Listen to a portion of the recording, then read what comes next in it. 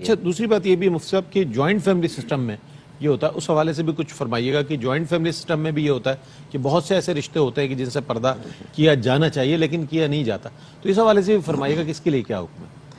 دیکھیں جیسے جیسے انسان کی زندگی میں حرج داخل ہوتا ہے ویسے ویسے شریعت کی طرف سے تخفیف بھی آتی ہے. اچھا تو جوائنٹ فیملی میں بعض اوقات ہم لوگ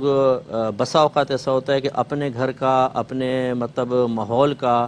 ایک تصور ذہن میں رکھ کر سب کو اس پر قیاس کر کے حکم دے رہے ہوتے ہیں. ٹھیک ہے، ہمیں لوگوں کے درمیان جا کر سوچنا چاہیے. بعض اوقات بہت چھوٹی چھوٹی فیملیز ہوتی ہیں،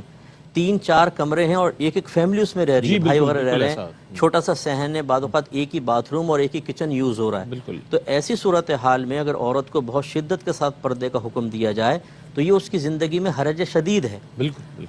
چولہے کے سامنے کھڑے ہو کر عورت یہ نہیں کر سکتی کہ پورے بازو اور پوری یہ چادر ڈھک کر وہ کھانا بنائے. لازم بات ہے جلنے کا اندیشہ ہے، وہ تھوڑا سا بازو پر کرے گی، ہو سکتا ہے دوپٹہ اتار کے کھانا بنا رہی ہو کہ جل نہ جائے، اور اسی ٹائم دیور آ جائے، جیٹھ آ جائے، اس کی نگاہ پڑ سکتی ہے.